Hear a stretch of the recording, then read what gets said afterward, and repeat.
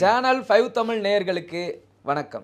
இன்றைய நேர்காணலில் நம்மோடு இணைந்திருப்பவர் தமிழக பாஜகவின் மாநில பொதுச் செயலாளர் பேராசிரியர் மதிப்பிற்குரிய ராம ஸ்ரீனிவாசன் அவர்கள் நம்மோடு இணைந்திருக்கிறார். வாருங்கள் அவரோடு பேசுவோம். சார் வணக்கம். சார் வணக்கம். சார், அரசியல் களத்தில் ஆளும் கட்சி நோக்கி தான் எதிர்கட்சிக்கு சேர்ந்தவங்கலாம் கருத்துக்களை தெரிவிப்பாங்க. ஆனால் இங்கே தமிழ்நாட்டில் எதிர்கட்சியை சேர்ந்த 2 தலைவர்கள் மாறி மாறி தாக்குதல் நடத்திக்கிறாங்க. கருத்து தாக்குதல். இலை மீது மலருக்கு கோவமா அல்லது மலர் மீது இலைக்கு கோவமா? அப்படிலாம் ஒன்றும் இல்லை. இது ஒரு ஹீட் ஆஃப் தி மொமெண்ட். அது இப்போது தொடர்ந்து அதிமுக என்ன முயற்சி செய்கிறாங்கன்னா, பிஜேபியை வச்சு எந்த அளவு டிஸ்டன்ட் பண்ணிக்கிறோமோ அந்த அளவுக்கு நமக்கு சிறுபான்மையினர் வாக்கு வங்கி உறுதிப்படுத்தப்படும். அந்த அளவுக்கு நாளைக்கு திமுக அலையன்ஸில் ஒரு கிராக் விரிசல் விழுதுன்னு வச்சுங்க. கம்யூனிஸ்ட்டு, காங்கிரஸ், விடுதலை சிறுத்தைகளுக்கு இப்போ திமுக கூட தான் இருந்தாக வேண்டும்ன்ற கட்டாயம் இருக்குது கூட்டணியில். அப்போது ஏடிஎம்கே பிஜேபியை விட்டு கொஞ்சம் விலகி நிற்க அவங்களுக்கு செகண்ட் ஆப்ஷன் இருக்குல்ல, அதிமுக கூட்டணி வைக்கலாம் அப்படின்னு நாளைக்கு திருமாவளவன் நினைக்கிறதுக்கு ஒரு வாய்ப்பு இருக்குது, காங்கிரஸ் நினைக்க ஒரு வாய்ப்பு இருக்குது, கம்யூனிஸ்ட் நினைக்க ஒரு வாய்ப்பு இருக்குது. அந்த மாதிரி ஒரு ஆப்ஷன் கொடுக்க விரும்புகிறார் எடப்பாடி. அதனால் அவர் அதே மாதிரி சிறுபான்மையினருக்கும் திமுகக்கே நாங்கள் ஓட்டு போடுவோம்னு நினைக்காதீங்க, நாங்கள் நினச்சா அதிமுக ஓட்டு போடுவோம் அப்படின்னு ஒரு ஆப்ஷன் கொடுக்க விரும்புகிறார்.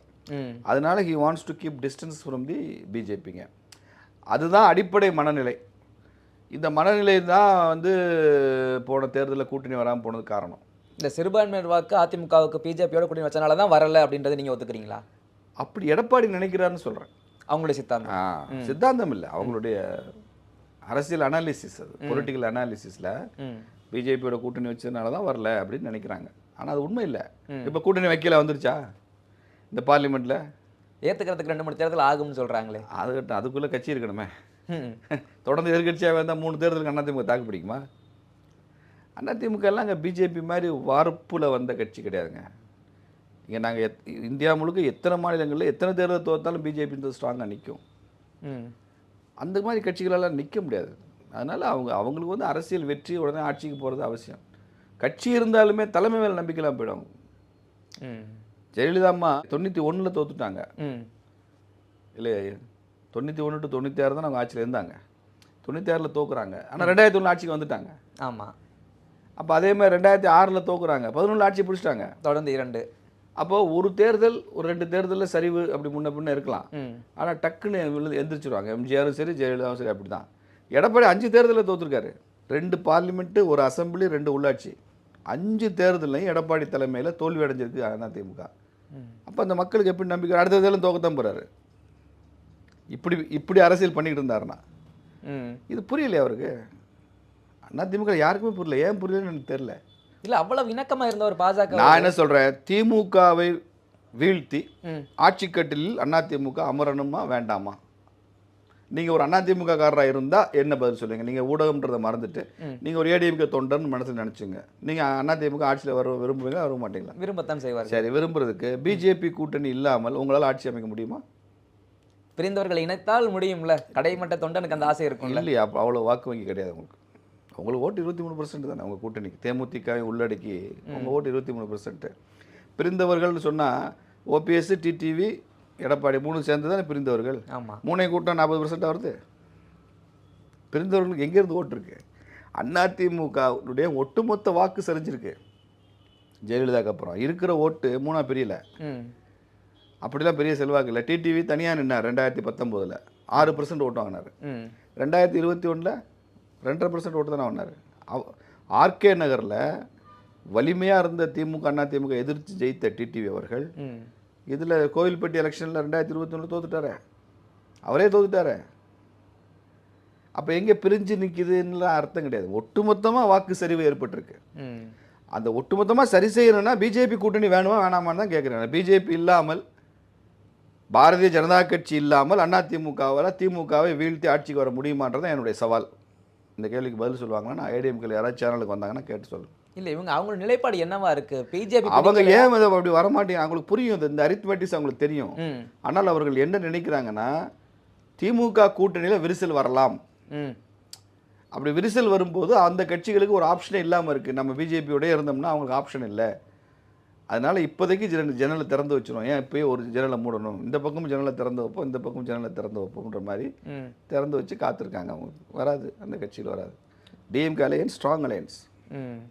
அந்த அலையன்ஸை நான் கடுமையாக விமர்சனம் பண்ணுறோம் நாங்கள். ஆனால் அந்த அலையன்ஸ் உறுதியாக இருக்குன்றதுல எங்களுக்கு மாற்று கருத்து கிடையாது. இல்லை, சில சமீபத்தில் திருமாவளவன் பேச்சுக்கள் எல்லாம் கொஞ்சம் எதிராக இருக்க மாதிரி இருக்குதே.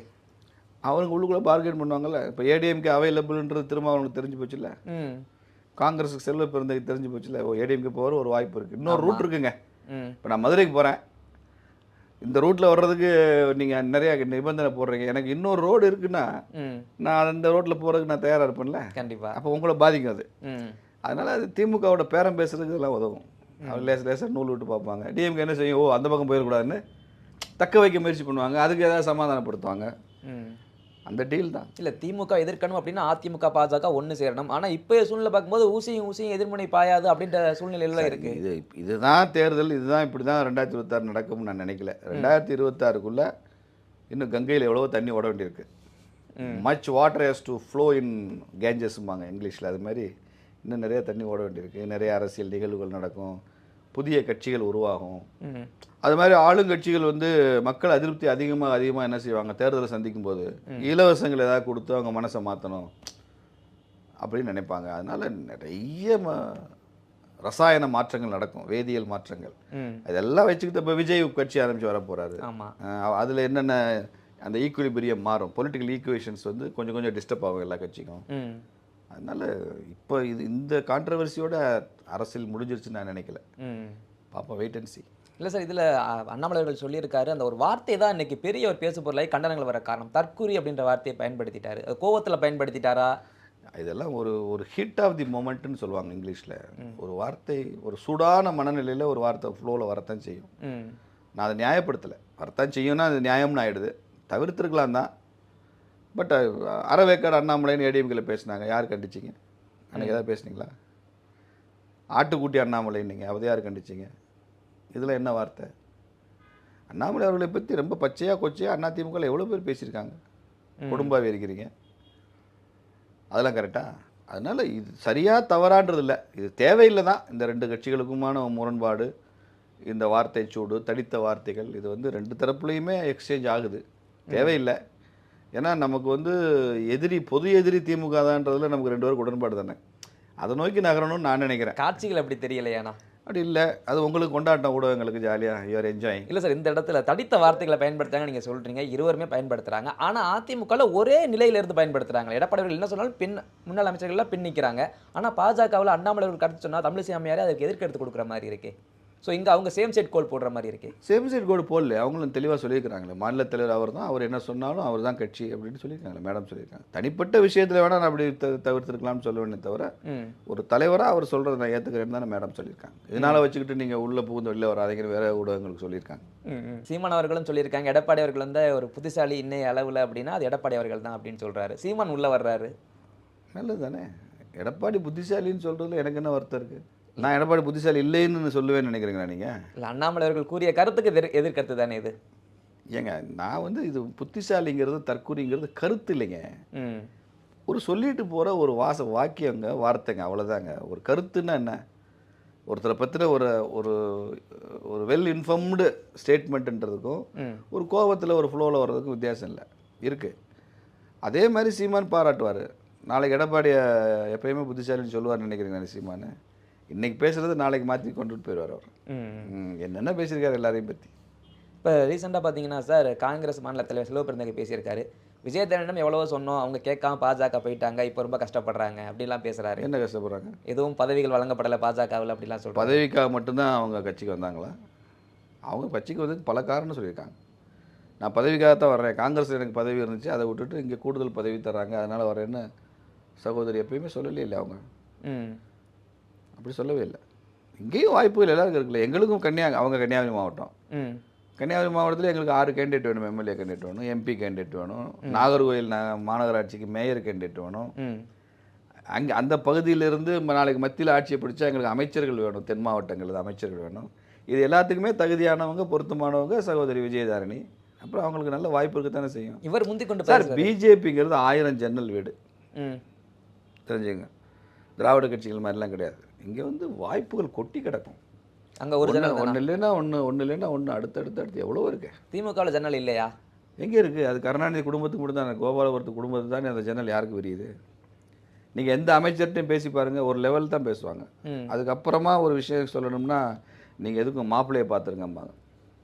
மூத்த அமைச்சர்களே சொல்கிறாங்க மாப்பிள்ளையை பார்த்துருங்க, ம். அது அங்கே இந்த விஷயம் அங்கே போனால் தான் சரியாகும். மினிஸ்டர்ஸ்டே பவர் இல்லை, எதுக்கு மாப்பிள்ளையை பார்க்கணும்? மாப்பிள்ளை அரசாங்கத்தில் மாப்பிள்ளைக்கு என்ன ரோல்? அவர் என்ன பொறுப்பில் இருக்கார்? இது எக்ஸ்ட்ரா கான்ஸ்டியூஷன் அத்தாரிட்டி தானே அது. அப்படி எல்லாமே மாப்பிள்ளை தான் முடிவு பண்ணுவாருன்னா நான் தப்பு சொல்லலை. அவரையும் கட்சிக்குள்ளே கொண்டாங்க, அரசாங்கத்துக்குள்ளே கொண்டாங்க, உயர் பொறுப்பு கொடுங்க, பதவி கொடுங்க, அவர் முடிவு பண்ணட்டும். பதவியில் இருக்க சார், அக்கௌண்டபிலிட்டி தானே முக்கியம். ஆமாம். இப்போ நான் வந்து அமைச்சராக இருக்கேன், நான் ஒரு முடிவு எடுக்கிறேன். I am accountable to the state assembly, I am accountable to the parliament. பாராளுமன்றத்தில் நான் எடுத்த முடிவுக்கு நான் பதில் சொல்ல கடமைப்பட்டிருக்கேன். என்னை 1000 பேர் கேள்வி கேட்பாங்க, என்னை ஸ்க்ரூட்டினி பண்ணுவாங்க, என்னை ஒரு நாராக உரிச்சிருவாங்க இல்லையா? அப்படி அக்கௌண்டபிலிட்டி ஏற்றுக்கொள்ளாத ஒருத்தர் அரசாங்கத்தில் முடிவு எடுக்கலாமா? பவர் வித் அக்கௌண்டபிலிட்டி இருக்கணும் சார். பவர் வித்தவுட் அக்கௌண்டபிலிட்டி தான் டிஎம்கே. அழகிரி அப்படி தான் இருந்தார்.